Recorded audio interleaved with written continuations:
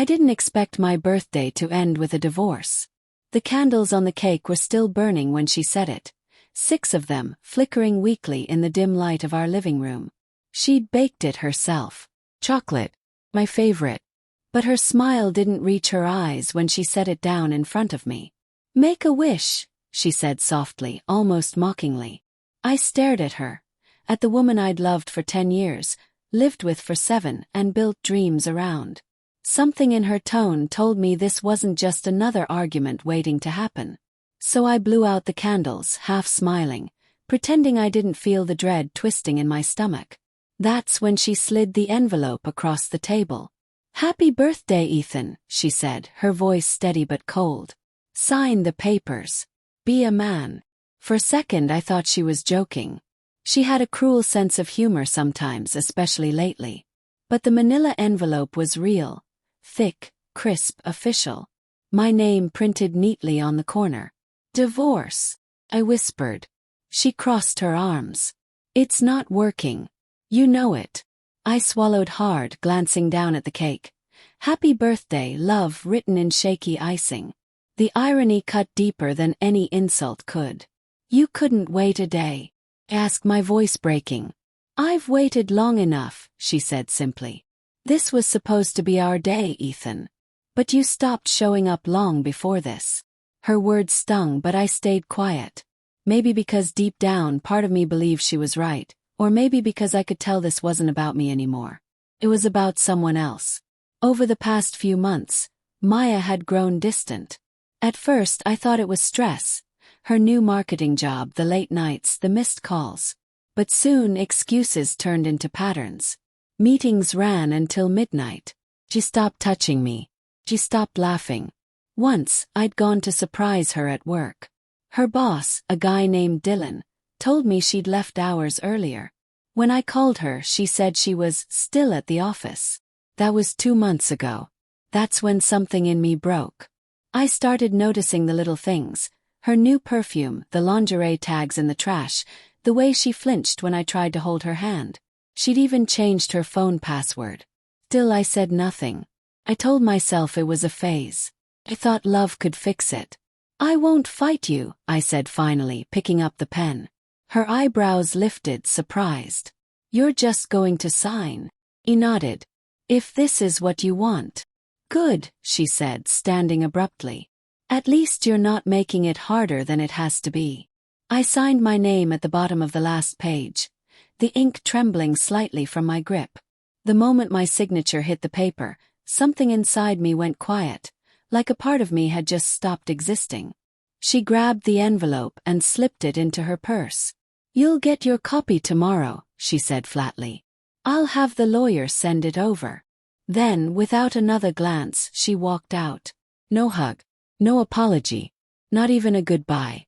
That night, I sat alone in the living room with the smell of burnt wax and frosting lingering in the air. The cake sat untouched. My birthday dinner was still in the oven. I scrolled through old photos. Vacations, birthdays, anniversaries. Every picture was a lie now. Every smile looked rehearsed. Midnight, my phone buzzed. A message from Maya. "Maya, I hope this helps you move on. You deserve someone who actually makes you happy." No heart emoji. No guilt. Just that cold, polished sentence. But then, seconds later, another text popped up. "Maya, sorry, wrong person. Wrong person." My chest tightened as I read it again. My fingers went numb. That was it. The confirmation I'd been too cowardly to ask for. The next morning I went through her things. She hadn't taken much. Just her clothes, her laptop, a few photos of her family. But she'd left behind her backup phone, the one she used for work. I don't know what I expected to find. Maybe an explanation, maybe closure. Instead I found messages. Hundreds of them. All from one contact. Dylan's speech balloon. Flirty text. Weekend plans. Inside jokes about me. Pictures of hotel rooms, dinners, his hand holding hers. And then one that stopped me cold. "Dylan. Can't believe he actually signed today. Happy birthday to us." It was sent the same night. At 10:47 p.m. I dropped the phone. My knees gave out. For a long moment, I just sat there on the floor, staring at nothing, listening to the silence press against me. So this had been their plan. My birthday, their celebration. People talk about heartbreak like it's poetic, like it comes with tears and rain and a sad playlist. But in reality, it's quiet. It's a numbness that eats you alive. Days passed in a blur. I went to work, came home, pretended to function. Everyone noticed, but no one asked. One evening, my sister Claire showed up unannounced. She hugged me, looked around, and saw the half-empty apartment. She really left. He nodded.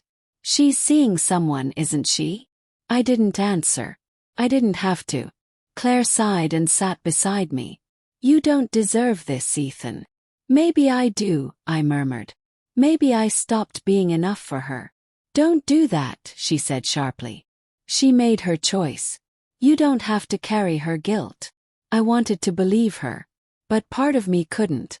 Because when someone betrays you, the first thing you lose isn't love, it's confidence.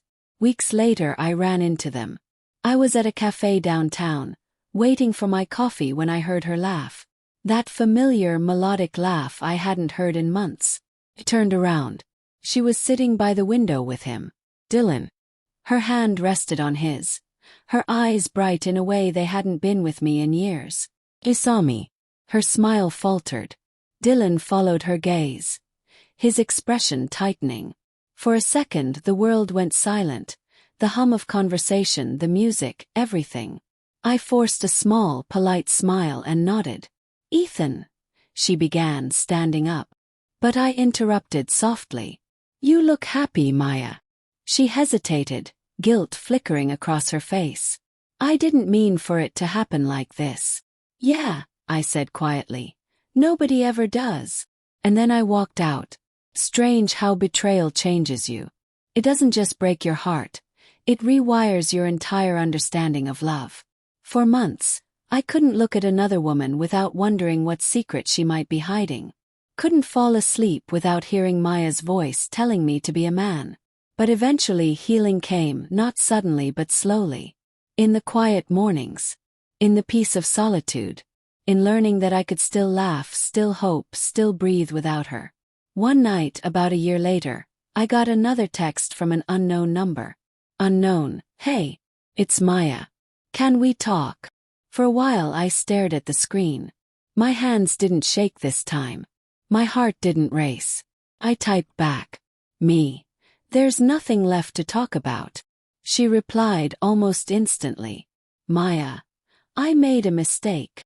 I smiled faintly, staring at the words that once would have shattered me. Me. So did I. I thought you were forever. And then I deleted the conversation. Some wounds never fully heal, they just stop bleeding. But sometimes that's enough. Because the day I signed those papers, I thought I was losing everything. Now I know I was finally setting myself free.